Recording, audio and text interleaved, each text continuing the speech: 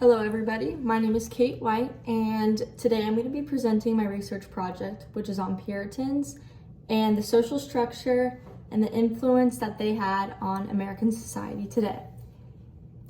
So first I'm going to provide a little bit of historical background. So these are the rulers of England at the time that the Puritan movement was happening in the late 1600s and 1700s. This is Elizabeth I, and then James I inherited her throne. And this was all during the age of exploration where they were finding new trade routes, there was new infrastructure and new industrialization being discovered. So a lot of new things happening, including these religious changes.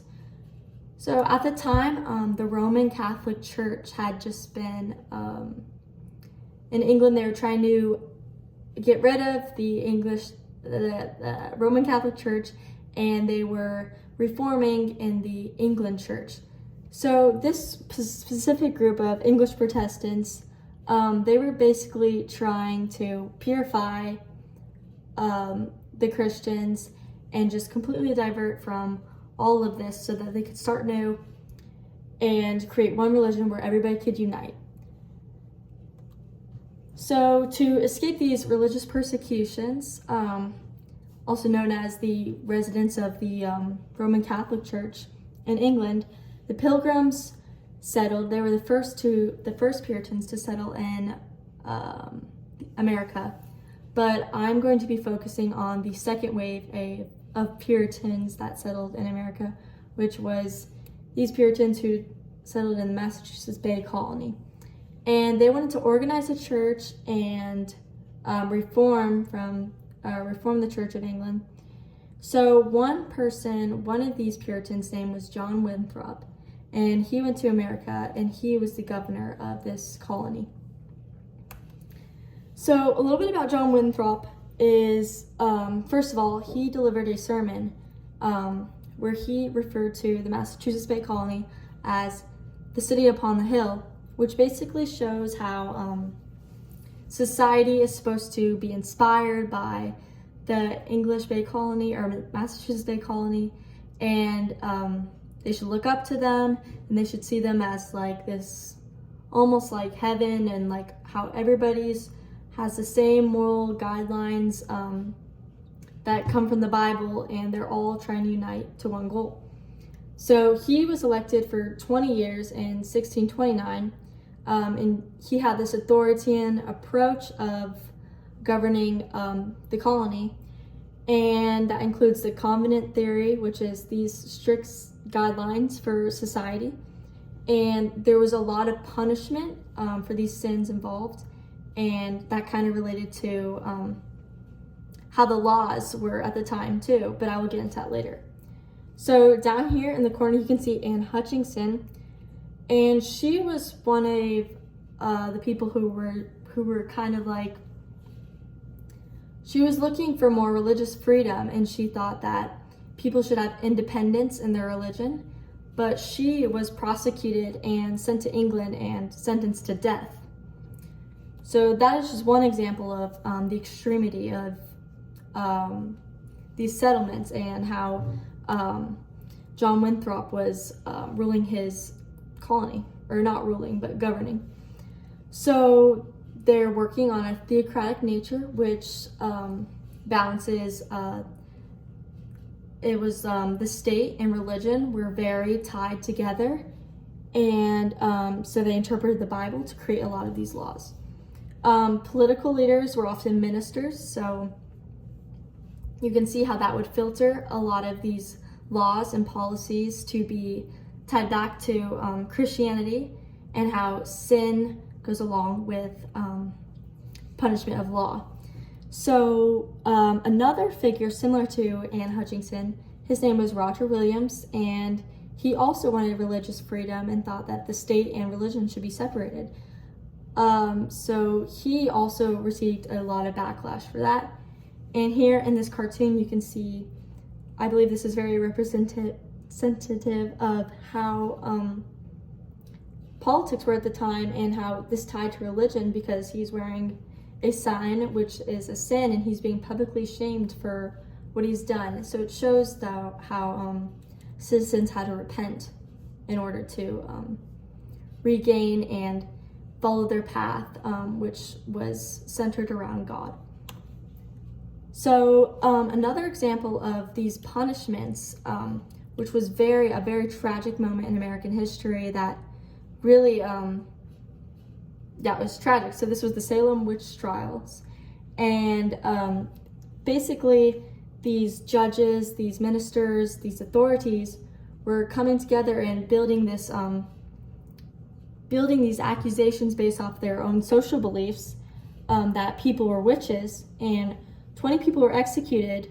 So this obviously created a lot of hysteria, fear, and just brought, it unleashed a lot of these worries about these underlying tensions that have been going on with these strict and like extreme and harsh guidelines that were apparently gluing this community together as a whole. And when this happened, like this brought a lot of doubt and fear within the citizens. So, and it lasted from February of 1992 to May of 1993. So a very terrifying time.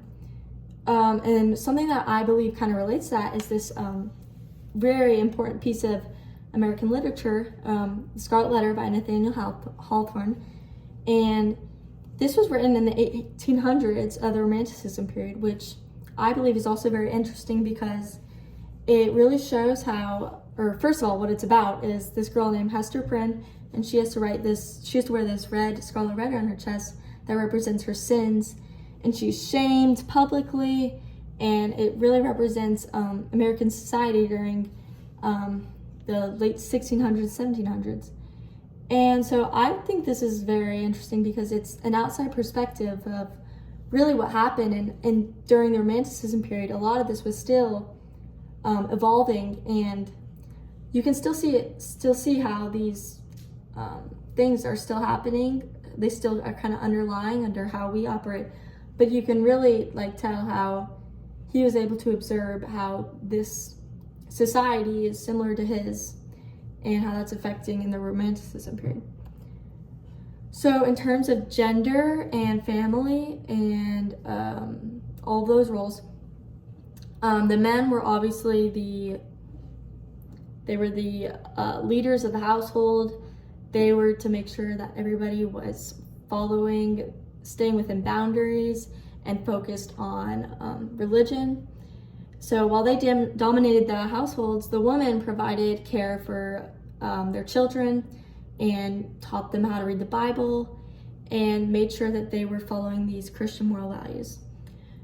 So I think it's interesting too how you can see the hierarchy between the families and how that's kind of like the father dominating the children and the parents, and how the minister was really dominating the civilians within society. So I think that a lot of these hierarchies really spill into the values that are seen today.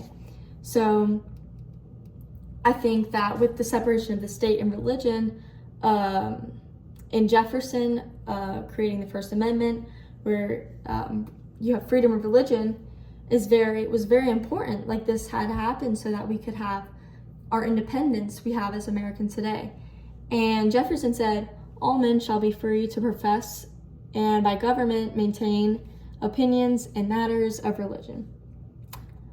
So in terms of education, this was also huge because while these women were being educated to read the Bible and while they're educating their children, it really opened up the whole picture of these public schools that we see in America. This is Harvard, these thousands of institutions that we have, and why we're so well educated and rounded on that level and just self-sufficient and successful. It was a very important time for education. So that kind of ties into the American dream and how we see how when people come to America, they're looking for great living, they're setting goals, and I believe that the Puritans worked so hard to repent their sins, and they worked hard towards their goal of God. And we see that how in modern society, how we work hard with work and jobs, and while it's not religious, you still see how we carry out and how we carry ourselves every day is towards one goal, which I believe is a huge part of our culture today. And so I found this German sociologist, his name is Max Weber, and he explored the Protestant work ethic, which examines the relations between religion and capitalism, which is very similar to the Puritans and Americans. So again, a godly commonwealth versus the American dream. This is kind of the principles of how Puritans were governed to create common good towards God, and how it relates to the American standards and the laws that we have as Americans, with, of course, the adjustments of the Constitution with the First Amendment and our freedom of religion. Now we have individual rights, and I believe that's very important to how we are and how we're labeled as a country today.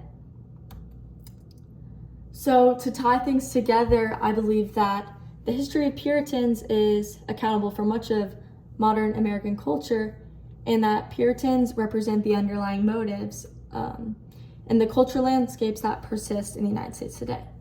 So I definitely think it is important as you walk around and you observe your environment and your culture, and even just watching the news and watching politics, or not your culture, but American culture, it's interesting to see how our behaviors are so impacted by this important piece of history that really lays down at the core of how we are so goal-driven as Americans, and how we are just so evolved, and how we have set individual goals for a greater, for a broader picture in America. So I hope that you could learn something from my presentation and could take away and see how this has impacted our country culture, our United States culture as a whole. And I hope that you can realize that everywhere you go, these Puritans, what they did, lays a little bit underneath you. Thank you for watching. Bye.